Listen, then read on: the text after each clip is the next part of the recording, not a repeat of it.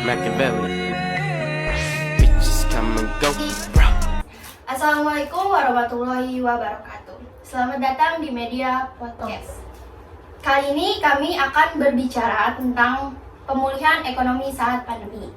Titik balik pemulihan ekonomi sudah terasa sejak triwulan 3 tahun 2020 dan masih berlanjut hingga saat ini. Ditambah dengan hadirnya vaksin sebagai antitesis COVID-19 di Indonesia, tahun ini cerita diharapkan akan berbeda, menjadi lebih baik. Seperti apa prediksi situasi di 2021 ini?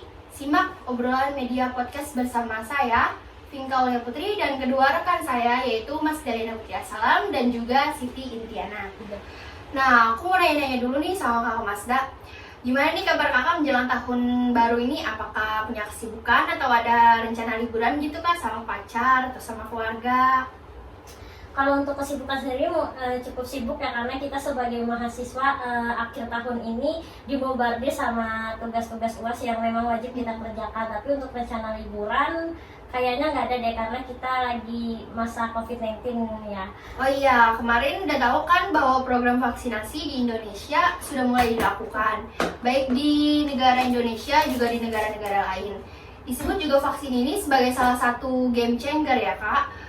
Atas pandemi yang melanda sebenarnya untuk 2021 ini, bagaimana sih kondisi perekonomian global setelah program vaksin ini dijalankan di sejumlah negara?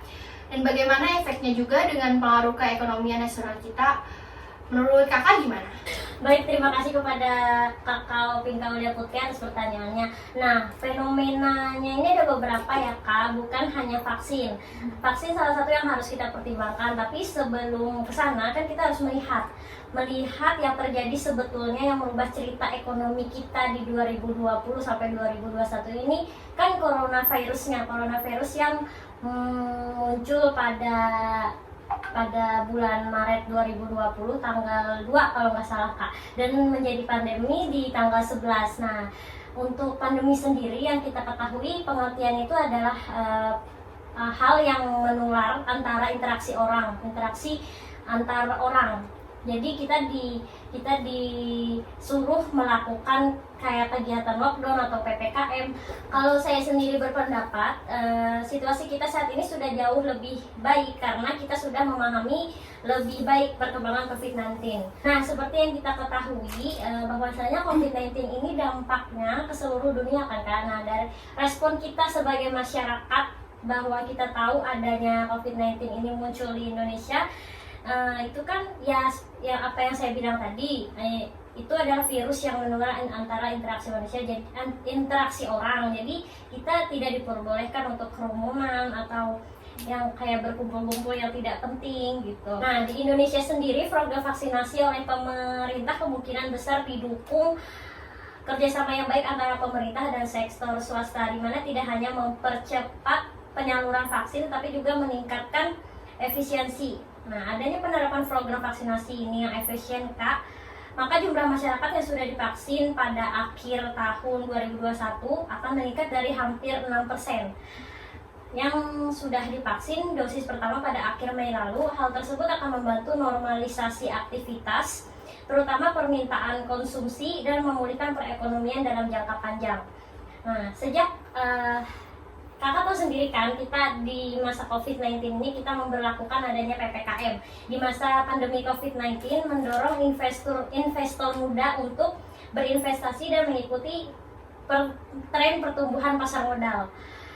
Nah, pasar modal di Indonesia ditutup dengan optimisme di akhir tahun 2020, di mana pertumbuhan 51 perusahaan, 1,4 juta investor baru dengan rata-rata di bawah umur 28 tahun. Nah, menurut kakak 28 tahun itu masih sangat muda kan untuk investor muda.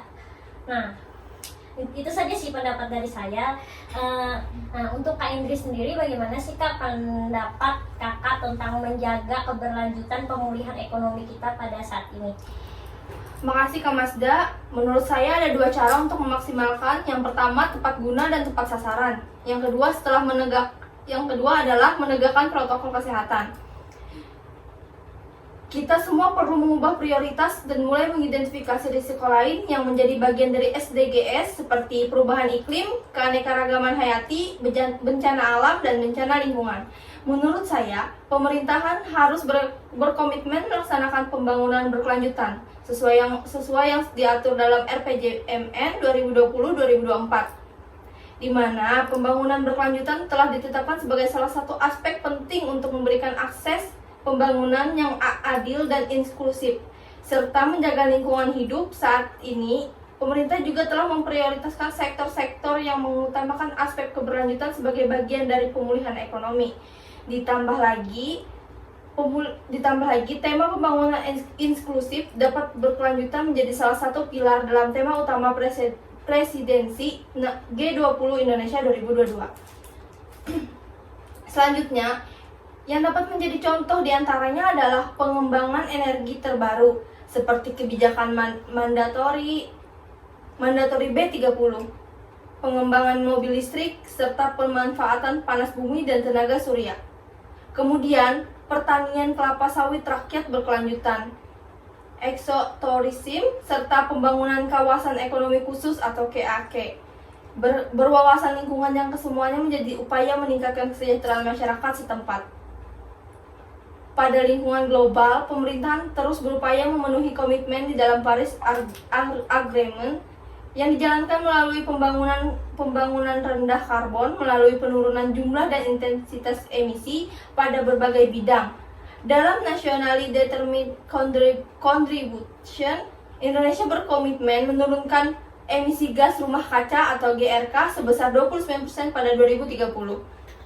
Upaya inovatif juga telah diinisiasi pemerintah untuk mewujudkan hal tersebut, diantaranya melalui uji coba perdagangan karbon pada sektor ketenaga listrikan, khususnya pembangkitan listrik tenaga uap atau PLTU yang telah diluncurkan pada 17 Maret 2021.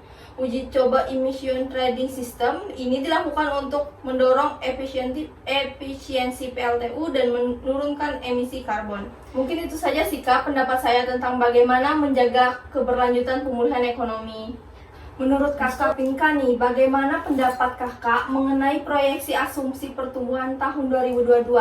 Apakah kita optimis dapat 5,8%? Ya baik, terima kasih Kak Indri atas pertanyaannya mengenai proyeksi asumsi pertumbuhan tahun 2022 mendatang. Kuncinya ada beberapa. Yang pertama, pandeminya kita tanggulangi. Dan yang kedua, para pelaku ekonominya itu bisa kita pertahankan. Dan ditambah yang ketiga, fiskalnya jangan ragu-ragu. Manfaatkan ruang fiskalnya untuk menjadi seperti stimulan di dalam perekonomian kita. Menjadi katalisator di belakang perekonomian kita, menjadi pendorong dalam perekonomian kita. Baik Kak Vinka, jika kita berbicara tentang pemulihan ekonomi tahun 2022, menurut Kakak sendiri, apa saja yang menjadi tantangan terbesarnya? Nah, kalau untuk tantangan terbesarnya itu sendiri ya pandemi Kak Indri. Kan kita tahu bahwasannya perekonomian kita ini sekarang yang terdampak, yang terpuruk itu akibat dari pandemi. Jadi tantangan terbesar itu adalah bagaimana kita menanggulangi pandemi itu sendiri. Kita tidak mungkin bisa pulih sebelum pandemi kalau pandeminya sendiri belum bisa kita tanggulangi. Jadi tantangan terbesarnya adalah pandemi. Nah, di tengah pandemi itu tantangan berikutnya adalah bagaimana kita menjaga agar supaya semua pelaku ekonomi kita itu bisa stay alive atau bisa bertahan hidup. Karena kita tidak bisa pulih juga kalau seandainya di tengah pandemi ini para pelaku ekonomi kita masyarakat dan para pelaku ekonomi kita itu sudah keburu mati duluan. Kolaps perusahaan-perusahaan kita bangkrut, masyarakat kita jatuh ke jurang kemiskinan.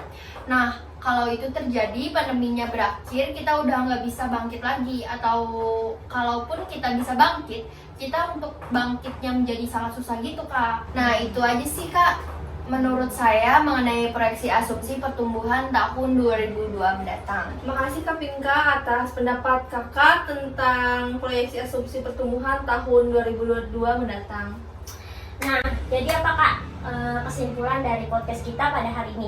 Nah, untuk kesimpulannya itu, langkah pemulihan semua hal yang bisa dicapai baik dalam penanganan konflik maupun dari sisi kebijakan yang dilakukan oleh pemerintah tertentu menjadi bekal yang baik untuk terus melakukan perbaikan dan penyempurnaan kebijakan ke depannya.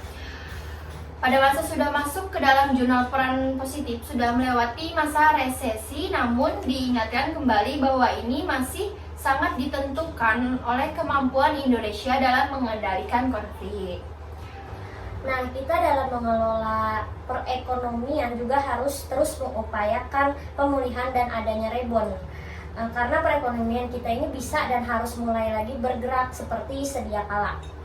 Dengan berbagai langkah yang dilakukan oleh pemerintah, ekonomi Indonesia telah berhasil mencapai melebihi presensis level. Baik, terima kasih kepada kita semua telah menyelesaikan podcast kita pada hari ini, dan kepada pendengar terima kasih telah mendengarkan video podcast kita pada hari ini sampai habis. Kami pamit undur diri. Wassalamualaikum warahmatullahi wabarakatuh. Wabarakatuh.